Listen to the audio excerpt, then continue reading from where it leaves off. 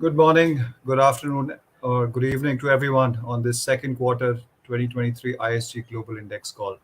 I'm Apoorv Prasad of HDFC Securities, and I would like to thank you. I'd like to thank the team at ISG for their valued work on the industry and for asking us at HDFC to introduce this call today. ISG has been hosting these index calls in the managed services and as a service markets for nearly 20 years. ISG works with both enterprise buyers and service providers, so they offer unique insights to key industry trends. With that, I'll now turn the call over to Stanton Jones, a distinguished analyst at ISG. Over to you, Stanton. Irva, and hi everyone. With me today is Steve Hull, partner and president of ISG EMEA, Kathy Rudy, chief data and analytics officer, and Namratha Darshan, chief business leader for ISG India. We have over 1,000 service providers, investors, and of course our enterprise clients registered for the call today. So let's jump right into our big three thoughts from the quarter. Steve, over to you. Great, thanks, Stanton. So, big three thoughts. Number one, huge.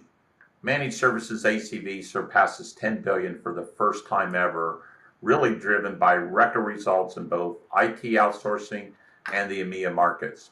We continue to see really strong demand for cost optimization, both in the awards ISG is advising and in the broader market data we're analyzing. The strength of the managed service market is running contrary to some of the current forecasts from the global service providers. We continue to see weakness in project-based work, but managed services long-term contracts with an ACV greater than 5 million really remain robust. And we'll talk about this more later in the call.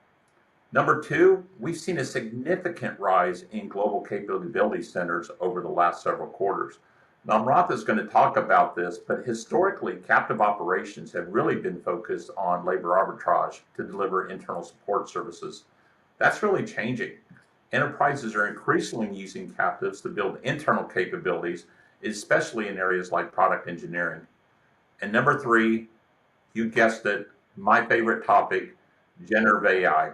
We're really starting to see the impact of generative AI on solutions and service provider investments. Kathy's going to have a whole section on this later, but we expect to see significant productivity improvements and investments in AI solutions as the market evolves.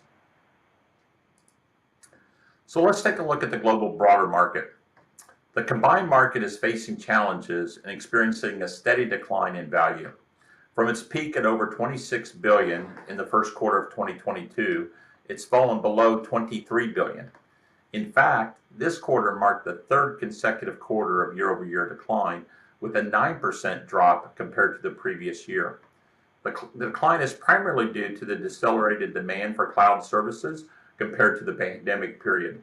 We should see the pandemic effect ease to provide easier compares, though, in the coming quarters.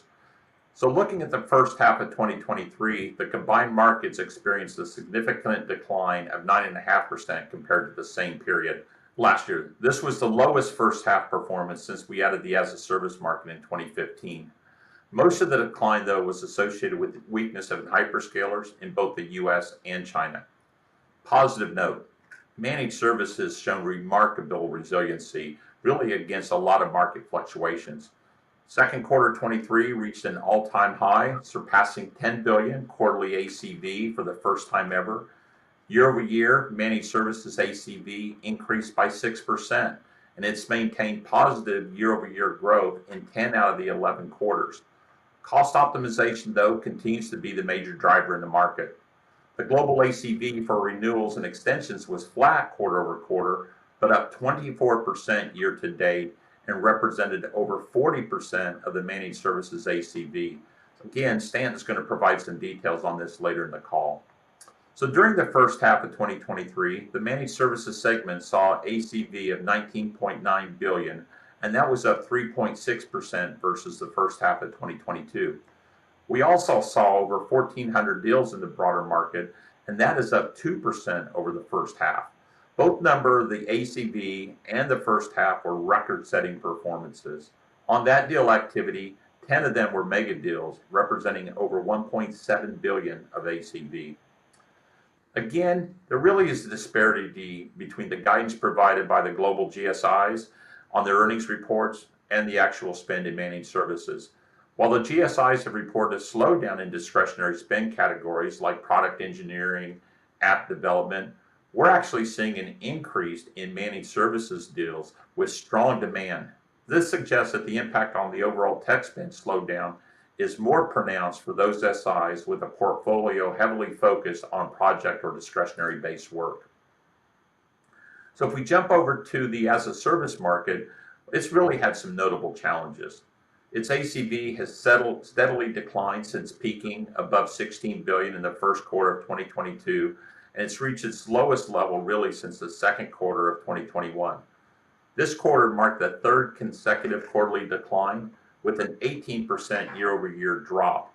In fact, this was the worst year-over-year decline we've seen since the tracking of this market began in 2015. So to summarize, combined market declined quarter over quarter, while managed services show really positive year-over-year growth and record-breaking performances in terms of ACV and contract awards. So let's move on to the second thought of the quarter. Namrata, what is happening with the global capability centers? Thank you, Steve. In the last 12 months, ISG has seen a significant increase in the discussions around the development of captive operations. Historically, as you mentioned, captive operations have focused on using labor arbitrage, especially on non-revenue generating internal services in the areas like IT, HR, and finance. However, over time, with all the changes in the technology requirements, the skill developments, captives have evolved to be more strategic centers like global engineering centers or innovation centers or even centers of excellence. India, one of the most popular captive destinations, has nearly 1,600 global captive centers and has grown 60% since the financial year of 2015. Now let's look at it from an enterprise angle. Cost clearly plays a vital role in driving captive growth, and our data on cost optimization has shown that more than 70% of the organizations state that reducing costs is important for their organization's strategic direction. But there are also other developing factors in addition to cost that are driving this increased demand for captives. Firstly, the digital transformation priorities continue to remain high. The demand for talent and specific skills in the areas of product engineering and customer experience remain. For example, in the recently announced Danske Bank and Infosys deal that was advised by ISG, Danske Bank is looking to accelerate its digital agenda by modernizing technology infrastructure and enabling better customer experiences. Secondly, companies are exploring newer markets for multiple reasons: talent acquisition, achieving cost optimization goals at scale, and also to de-risk concentration in one location. Thirdly, as these centers emerge as strategic centers, they're fostering more global roles, and that's helping companies address their diversity and inclusion strategy. Now, on the provider side, growth in captives opens up multiple opportunities. One, to of course collaborate with enterprises to help and build captives along with their location strategy and talent recruitment. Secondly, to implement digital solutions and to help build centers of excellence. And in some cases where enterprises are struggling to scale operational efficiencies or underperforming functions, service providers also have an opportunity to take over such captives to help the enterprises. Now, like we mentioned earlier, we believe much of this recent demand for captive centers is driven by more focus on building products and improving CX. Now, we are increasingly seeing that the enterprises want to retain these skills, and we expect this demand to continue. But it's also important to recognize the fact that demand for talent is even more crucial now, but because both enterprises and service providers will likely to tap into the same talent pool. For instance, let's take the generative AI, the new talk of the town, and talent hunt in this space will significantly increase. On that note, Kathy, let me hand it over to you for this happening topic. Thanks, Namratha. We received questions from clients, service providers, and investors about generative AI, which is different from AI in that you can not only learn, judge, and predict and repeat actions, but digest, suggest, create, and recreate, which in an instant has opened a whole new world of transformational possibilities. Enterprise clients want to know how to get started and what are common use cases for generative AI in their industry. Providers are asking, what are clients asking for? Do our offerings resonate in the market? And investors are asking, how would this change the sector? And how will it create new markets? And how will it affect pricing and business models? We're seeing some great use cases in the market and more are on the way. A few examples are in e-commerce, such as Shopify using generative AI to generate product descriptions and content, pharma with NVIDIA, who released a drug discovery cloud service to advance and speed up drug discovery, protein engineering, and research, and Bloomberg launching a 50 billion parameter model to support financial tasks using natural language processing. Lastly, we expect to see entertainment and media generation using AI to create content. Service providers have also announced generative AI offerings. Cognizant launched Nero to help companies responsibly deploy generative AI. TCS created a partnership with Google, leveraging its Palm large language model, and HCL announced partnerships with Microsoft focused on Azure OpenAI services. Let's shift to see what impacts we're seeing in the market as we advise our clients. Honestly, nothing concrete yet. But we are hearing promises of significant productivity improvements, upwards of 50%, which is exciting. But keep in mind, these are just promises, and we're not seeing any impact in proposals, business cases, or pricing yet. Examples of where we expect to see significant productivity improvements are in application development and maintenance, leveraging tools such as GitHub Copilot, Amazon Code Whisperer to develop functionality faster, and in IT operations, for faster resolution on issues and problems, and in contact centers, integrating contextual and conversational conversations and smart agent assistance. However, there are still issues of data usage, data security, and privacy, near and dear to my heart, that haven't been addressed at scale that will impact widespread rollout. Generative AI technology is poised to make a large impact on the market, and my team and I are closely tracking this space and will continue to provide insights on future index calls. Let's jump back to our demand analysis. Stan, back over to you. Thanks, Kathy. So as we typically do at the midpoint of the year, we're going to focus most of this next analysis on the half-year results. So let's start with IT outsourcing, or ITO. It had its best first half ever with 14.6 billion of ACV. And as you can see here, that's up 13% versus the first half of 2022. And we also set a record for the number of awards in the first half. There were over 1,000 ITO awards, over 5 million of ACV. And as we've discussed at length over the past year or so, applications outsourcing continues to be very strong. There was almost 10 billion of apps ACV awarded in the first half, and that's up 22%. And just for some perspective here, ADM was almost 70% of the total ITO award value in the first half. 5 years ago, that number was under 50%. On the other hand, infrastructure outsourcing continues to be under pressure. It's down 8% year to date and down 10% on its 5-year average as enterprises continue to move more and more applications to the cloud. Okay, let's pivot now to BPO. As you can see here, there were over 5 billion of ACV generated in the first half, and that was actually the third most BPO ACV ever generated. But unfortunately, we're comparing that to the best first half ever for BPO in the first half of 2022, and that's why it's down 16% year to date. And this difficult compare, of course, spilled into some of the BPO subsegments. As you can see here, industry-specific BPO generated 1.5 billion of ACV, but that was down over 30% year to date, again, against a record-setting 2022. And the same can be said for engineering. There was over 1 billion of ACV awarded in the first half, but that was down 7% year to date, and most of that decline came from the Americas. So one of the areas that we flagged on our weekly newsletter a couple of months ago was around the growth of extension and renewal ACV. There was over 4 billion of extension and renewal ACV in the first quarter, and that trend continued in the second quarter with another 4 billion of ACV. So what that means is that extension and renewal ACV represented over 40% of all the ACV in the first half of 2023, the other 60% coming from new scope awards. And as Steve mentioned earlier, we think it's cost optimization that's really driving this buying behavior. Basically an increased focus on extending and renewing agreements rather than buying new. And that in turn means it's a critical time for incumbents as enterprises are focused on using existing relationships to optimize their costs. That said, we do expect new scope to start to make a rebound in the second half of the year, given what we're seeing in our own pipeline. Okay, so let's take a look at demand on a regional level. Kathy, back over to you for an update on the Americas. Great, thanks, Stanton. Looking at the first half of 2023, the managed services segment in the Americas was down 3.5% versus the first half of 2022. Almost all of that decline was due to softness in the banking industry, which was down 20% year to date. That said, the number of mega deals at the half-year mark are elevated. 9 mega deals were awarded in the first half of 2023, and that was up 29% versus a year ago.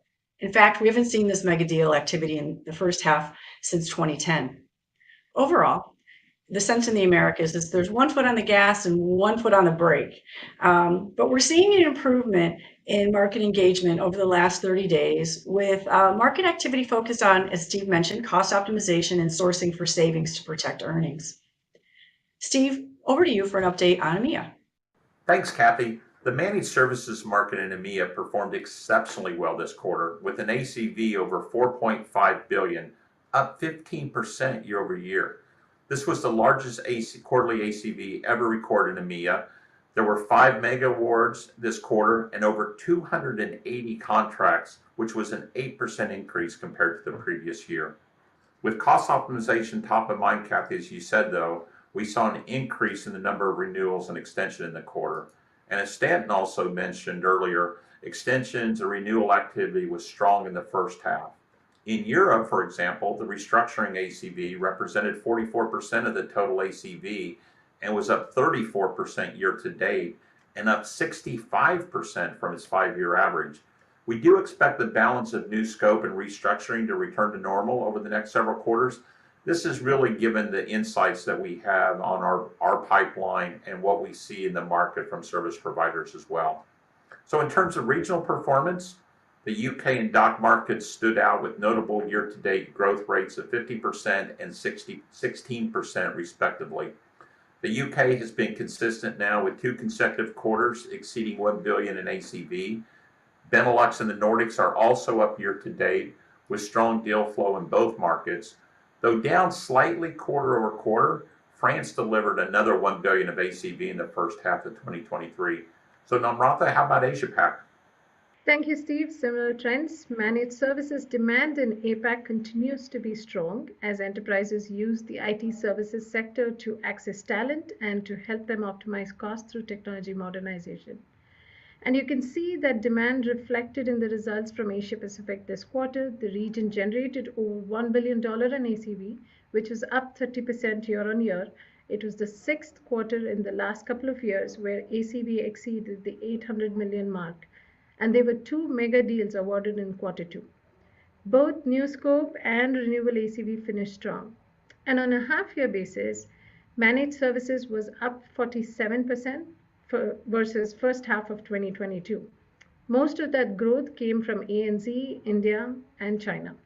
Steve, I'll hand it over to you for the industry update. As longtime listeners know, this is my favorite chart. We did update it this quarter to really reflect the first half results, and there was some pullback in most verticals, but in context, this was really given the record results that we saw in the first half of 2022.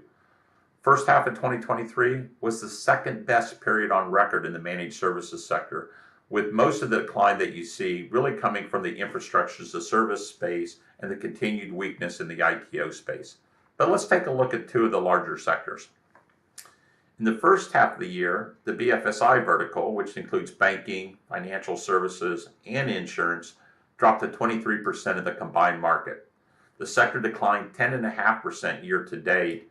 And as Kathy mentioned, the Americas managed services business in banking was down 20%, while EMEA region grew by 4%. BFSI still presents great opportunities, though. It remains the largest consumer of technology across all markets and represents 30% of the managed services markets. Financial service organizations continue to struggle with legacy systems and technical debt, providing ongoing optimization and growth opportunities for SIs.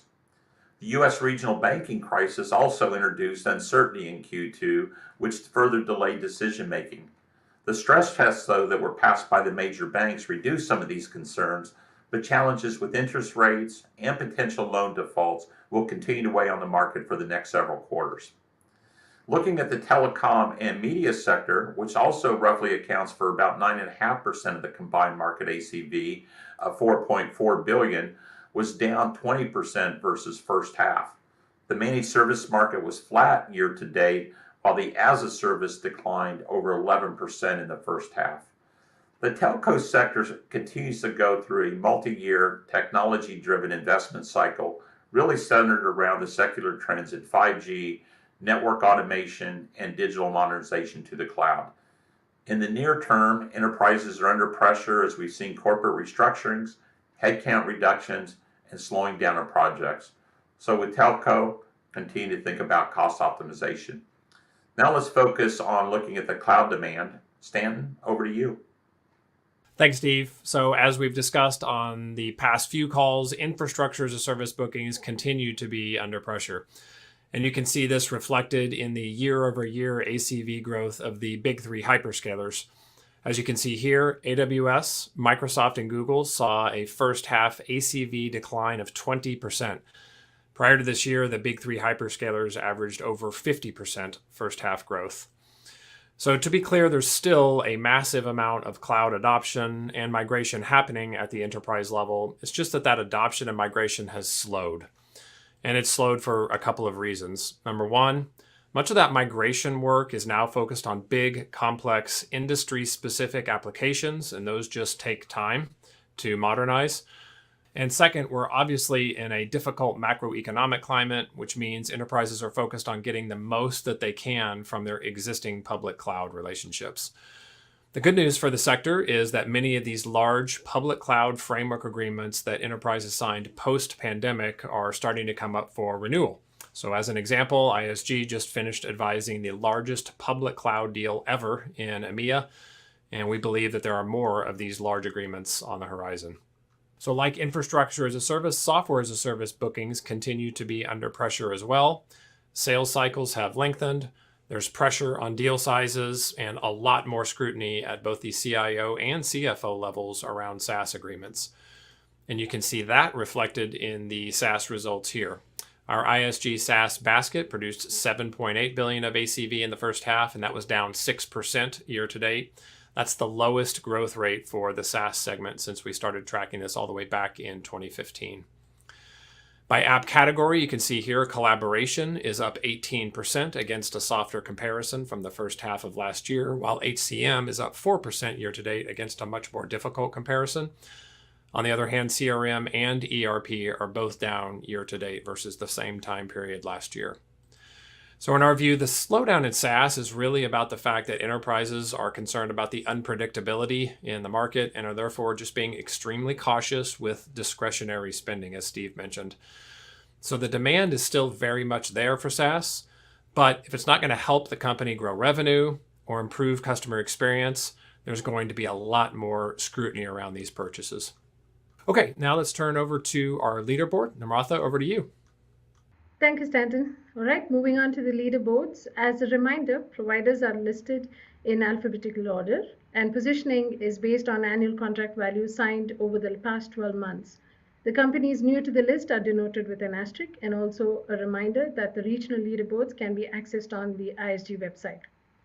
As usual, we saw very little turnover in the Big 15 leaderboard. Some notable awards this quarter were large applications development and maintenance deal between Infosys and BP, a 5-year workplace and application services relationship between Cognizant and Nike, and a 5-year SAP relationship between IBM and Diageo.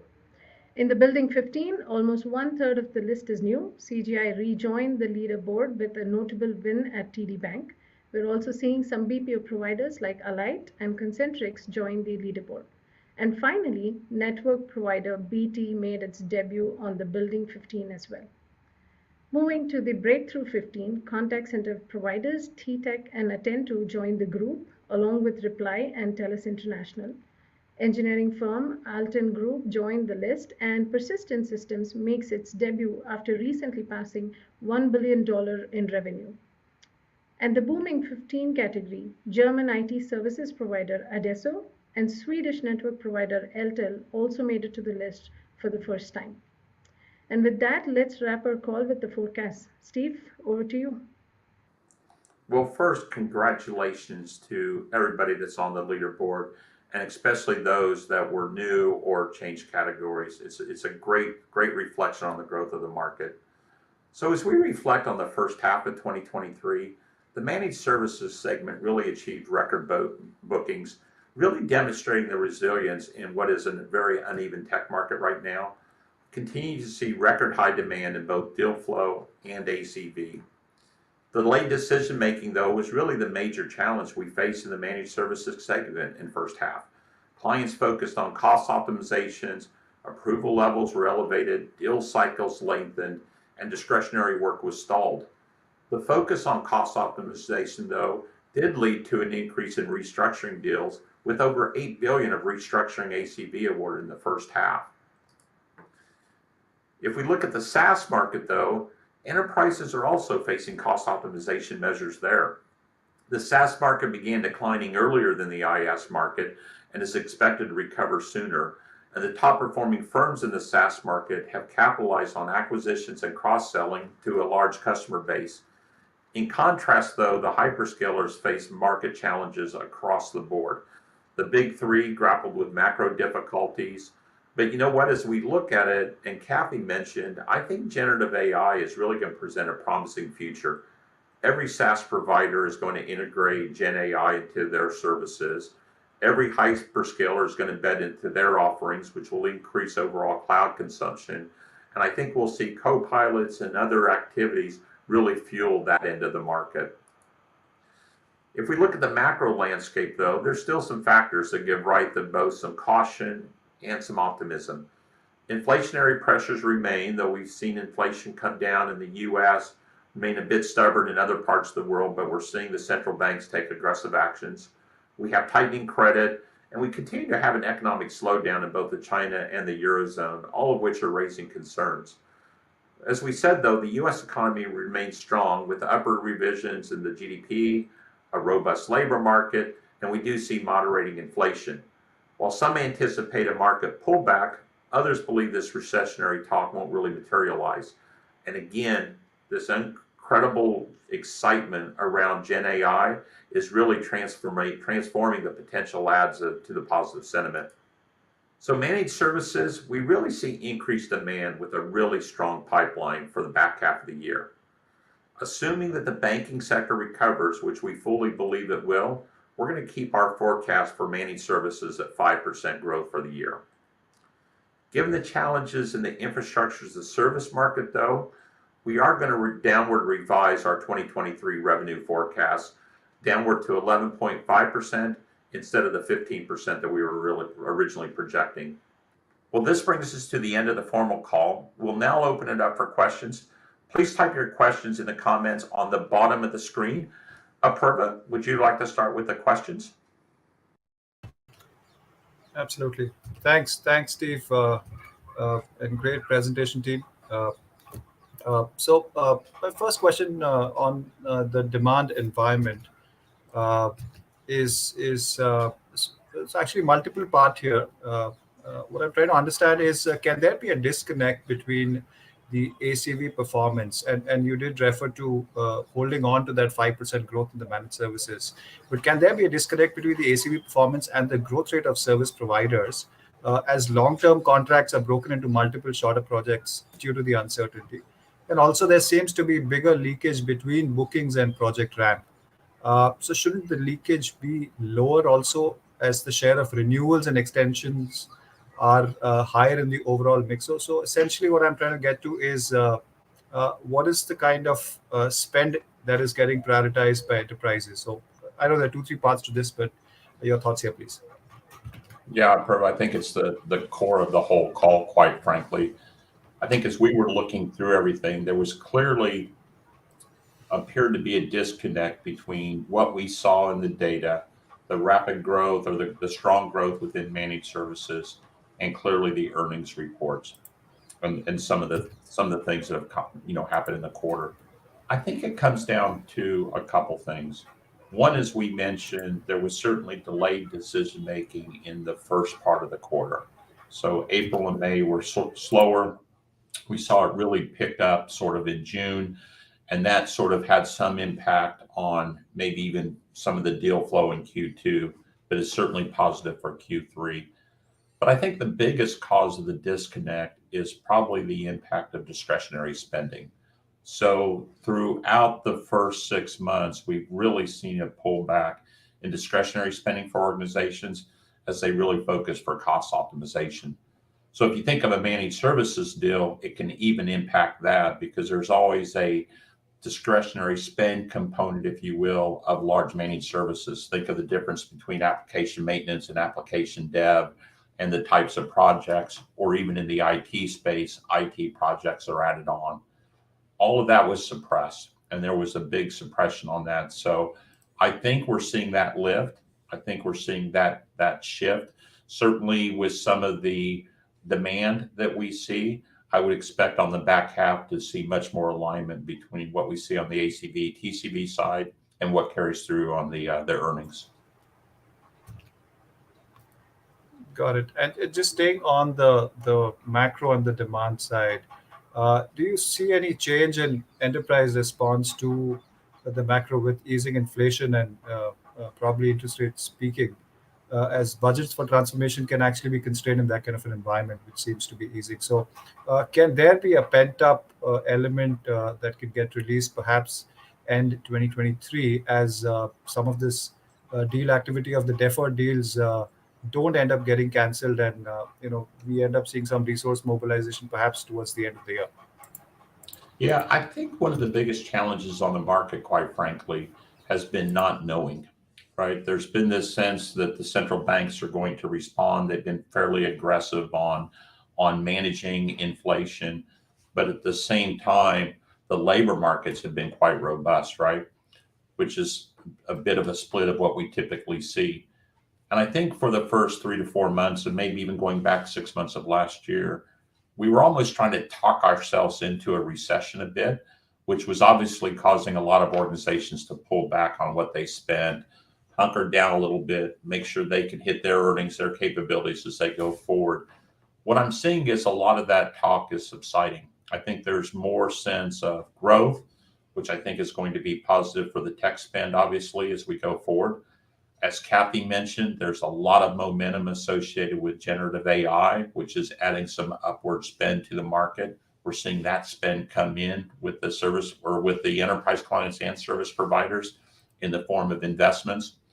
So I think there is this overall more sense of optimism in the markets as we see the back half of the year. Again, with strong demand, that's really positive. We see some of the things really break through on the discretionary side.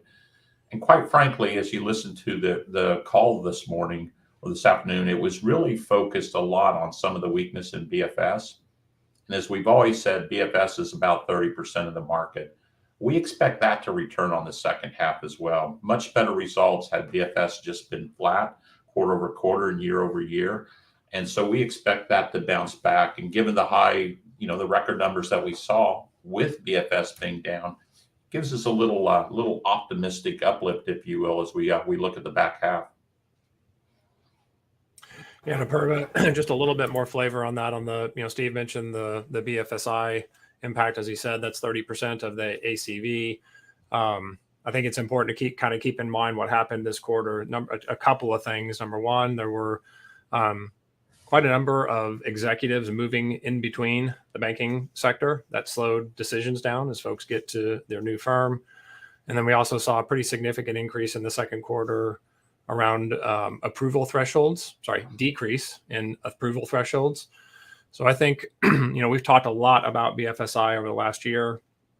A lot of that transformational spending happening more kind of in the financial services operations space or more in the middle office.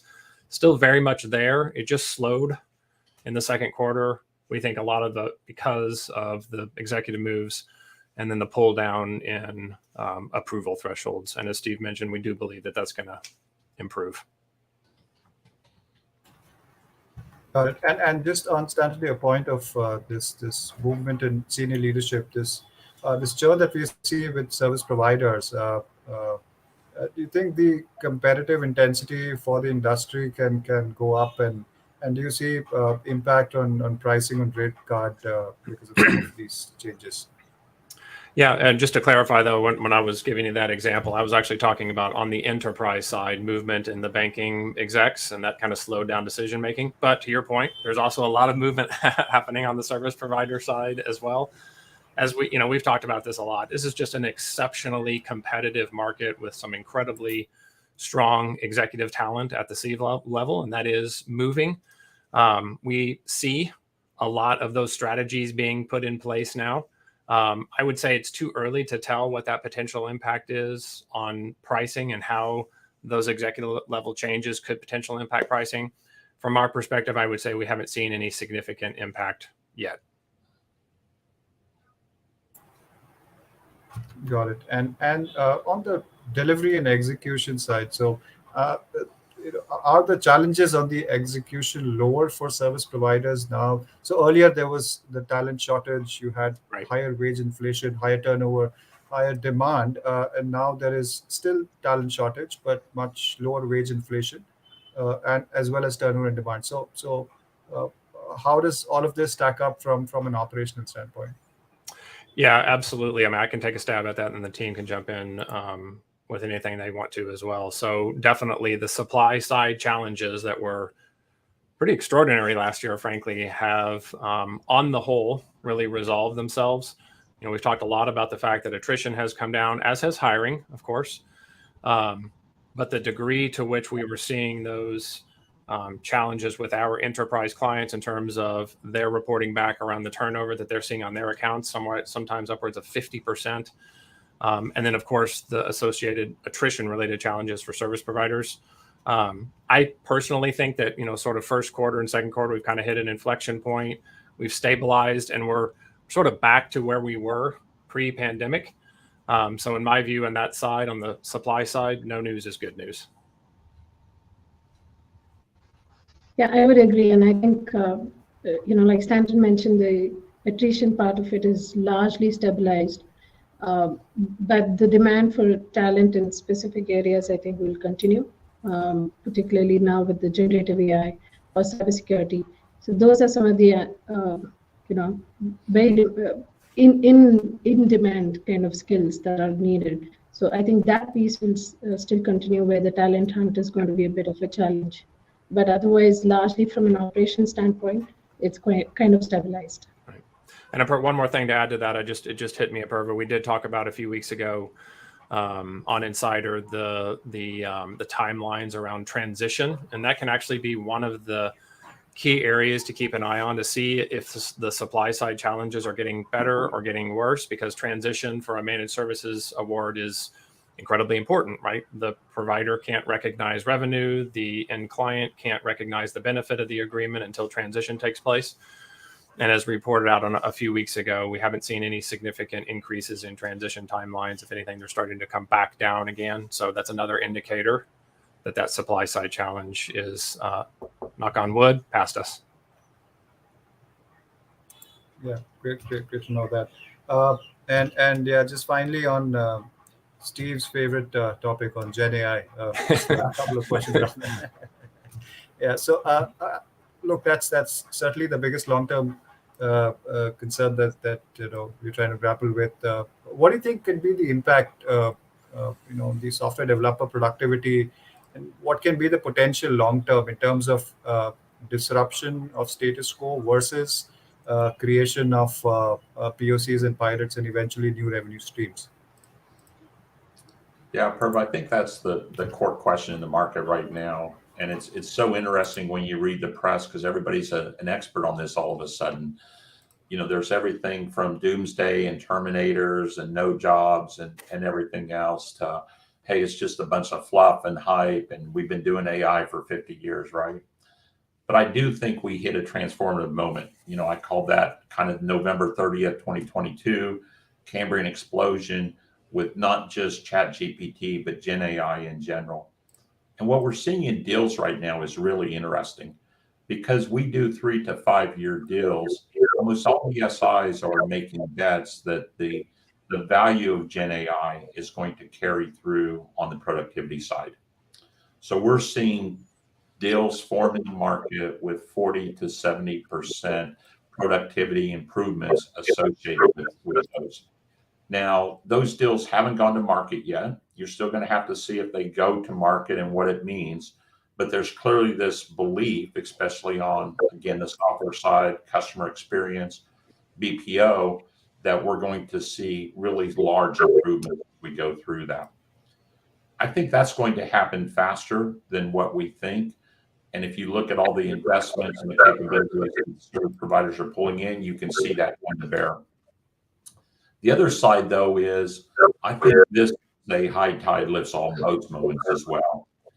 Gen AI is going to provide so many kind of opportunities that we're going to be able to see new things come in, new capabilities go forward. So if I'm a really large enterprise, I'm likely going to look at my data assets. I'm likely going to look at my value prop and say, where do I monetize my assets?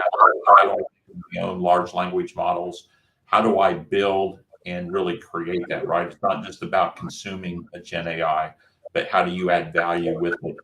That's where I think the SIs, engineering firms, consulting firms are going to really take it to the next level to do that. So I think long-term, it's going to be net positive growth for the industry, even as we change the underlying productivity measures underneath it.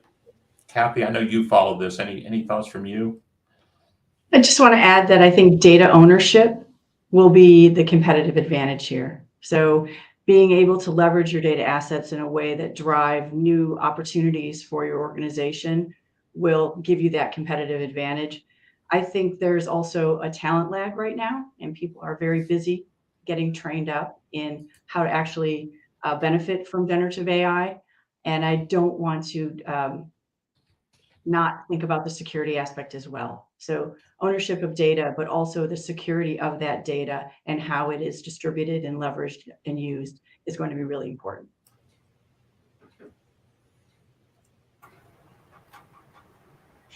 Great. Thank you. Let me just hand it over back to you, Steve Standard. Over to you. Awesome. Thank you very much, Apurva.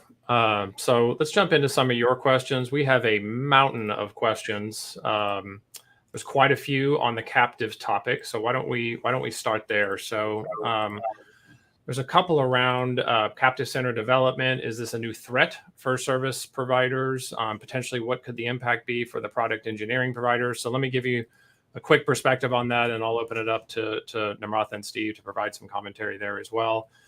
So the reason we flag this is, we are seeing pretty significantly increased demand from enterprises around captive solutions. There's a lot of reasons for that. Ultimately, though, as enterprises and as technology becomes central to every company's strategy, right, increasingly they're looking to own and retain that ability to build those products that touch end customers. And we see that manifesting itself through some of these captive centers, as Namratha mentioned, primarily in India. From our perspective, that opens up a lot of opportunity for the IT services sector to help them build captive solutions, to help them actually build the products themselves. Often captives will subcontract back out to the IT services sector. So there's definitely opportunity there.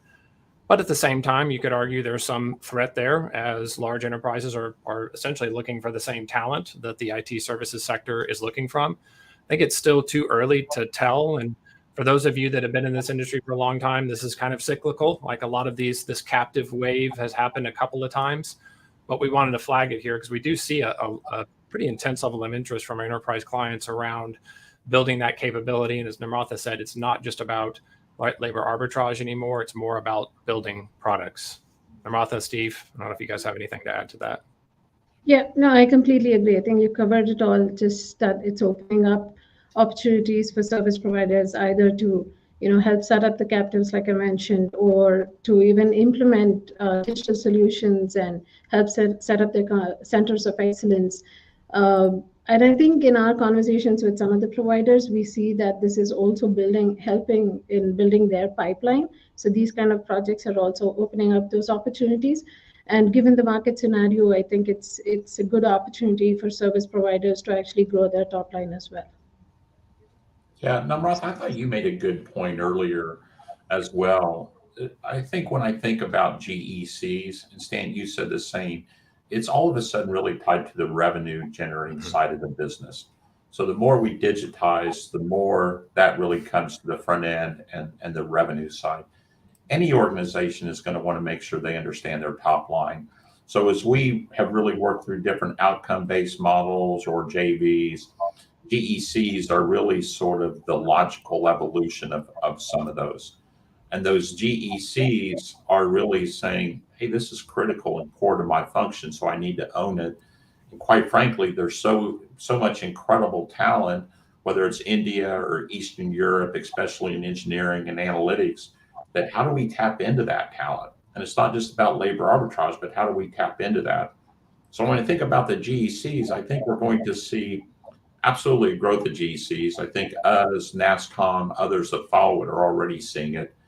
The enterprise clients that we talk to are deeply interested in it. But I think you're going to see a more vibrant market rise in India because of that, with startups, things providing services, capabilities, products to GECs. And quite frankly, I think just brand India comes out much stronger because of that concentration. And as we've gone through the various trends over the years, we know some of those GECs are going to fail. We know that there's challenges with sub-optimized GECs. We know that if you have a very small organization, it can't scale and there's challenges. So you'll see consolidation and contraction and other things as we go through some of these models. So I just think it's good for the industry overall because of the growth potential that it means and how we're all starting to use different operating models to really expand the top end of the business. Okay, next question, Kathy, I'm going to come to you. We just have a question around pricing, and have we seen any pricing pressure given the macroeconomic climate? I like to break this down into two different segments. One is managed services, right? So what is happening in the managed services market in terms of pricing?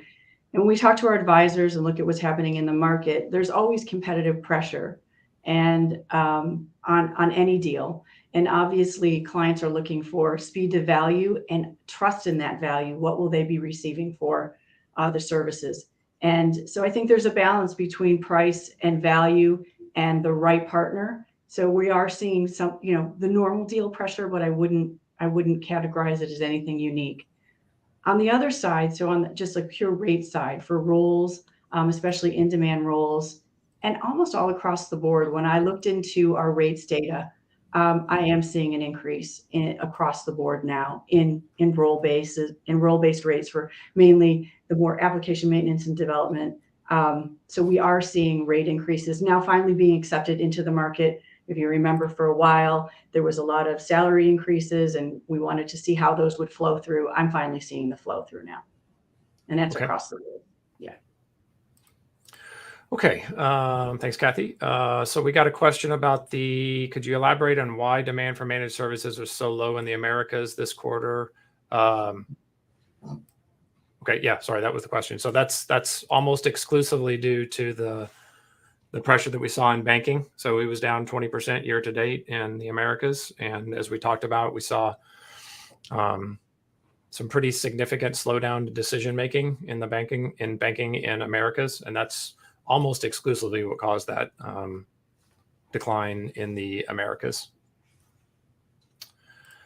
Let's see, we got a question about, Steve, I'm going to come to you next. There's a dichotomy between signings here and public service, I guess the public announcements of service providers. All of them are more cautious. Our growth has decelerated. Looking for the difference between our managed services results and the public reporting of the providers. Yeah, I think this almost goes back to the first question that Apurva asked as well. And I think it's probably the key highlight. What's the disconnect? And again, you got to look back at the early part of the quarter and some of the delays that we have really combined as well with the discretionary spend. So I would say both from a service provider, enterprise clients, investors, et cetera, you sort of have to look at what the exposure is to discretionary spend. And I think, Kathy, if I'm not, I'm going to be ballpark right, discretionary spend is typically about 30% of not only a managed services space, but about 30% of the market that we can see in that value. If that really cuts back, that can have a really big impact both on managed services and the revenue flow through for service providers.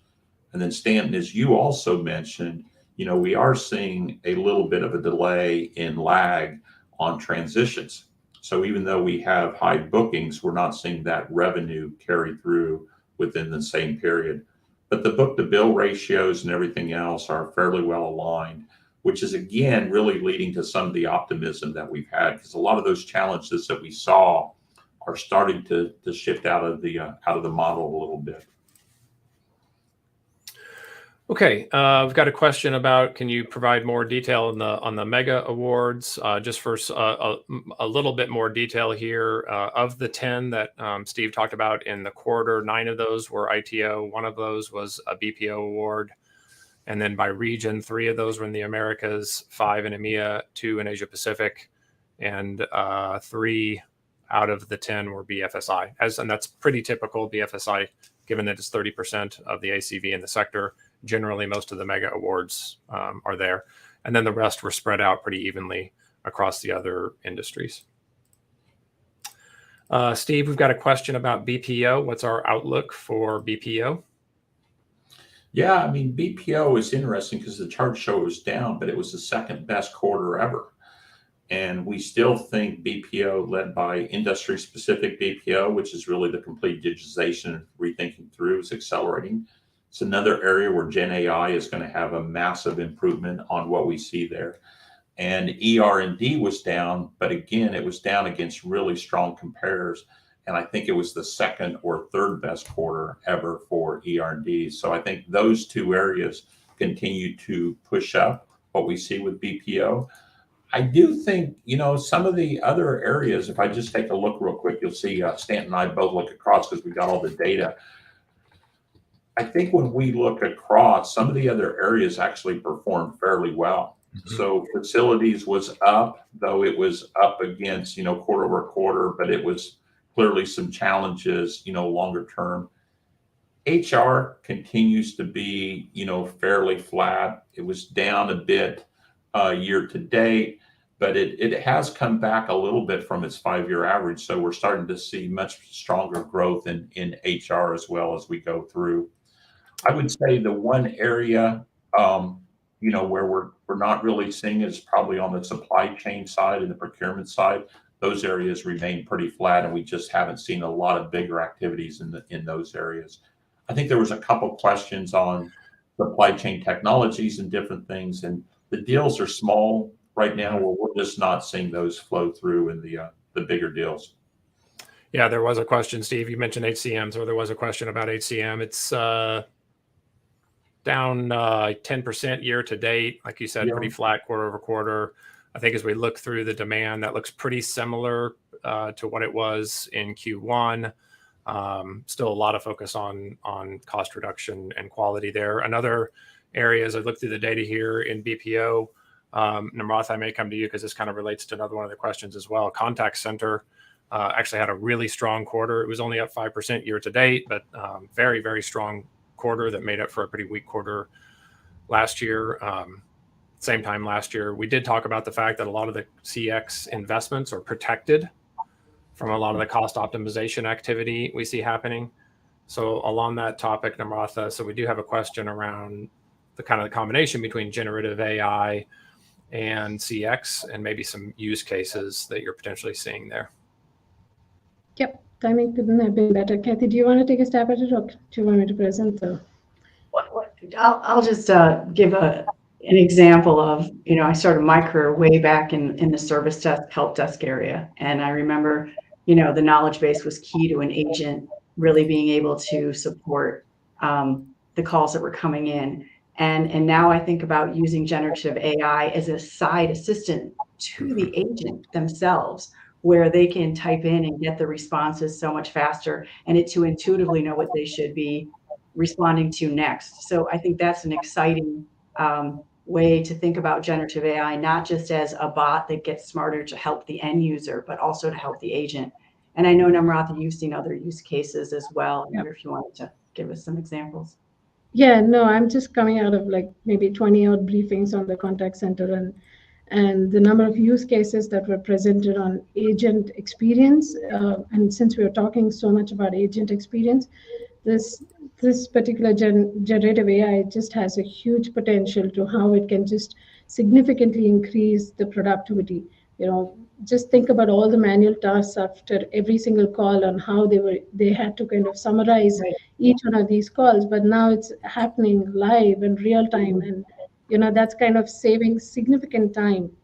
And plus, it's, to your point on the knowledge database, in terms of how it can just actually be almost like an assist, like, literally working along with you as you're speaking. It's able to interpret the data and then even provide contextual data and conversations to help agents. I think the potential is huge to disrupt this market, and we are probably also going to see a significant impact on productivity, effort, time. That's, I think, something that is very exciting. Agreed. Okay, I think we've got one more time for one more quick question. I'll take this one, and then we'll close it out. So we've got a question around the mix of net new deal activity versus renewals and extensions, what we talked about on the call, and the relationship between that and vendor consolidation. It's a great question. That's the vendor consolidation question. We get that all the time. As everyone knows, this is a big, wide sector with thousands of participants. Nobody really owns a significant amount of market share. It's not like the cloud market where you have three primary vendors. That said, when you see the extension and renewal activity go up, as Steve talked about, that's kind of a reflection of this push around cost optimization. But we also will infer from that there is more vendor consolidation happening, because typically that's going to be happening from using existing vendors to consolidate those savings. There's a lot of different indicators to that. That said, as we said on the call, we do think that traditional balance of new scope to restructuring scope will start to even out in the second half of the year. Okay, we are at time, so we're going to go ahead and close out the call. Apurva, thank you and your team at HDFC very, very much for hosting the call today. Thank you all for investing some of your time with ISG today. And as a reminder, you can access a copy of the slides from today, as well as the provider leaderboards on our website at isg-one.com.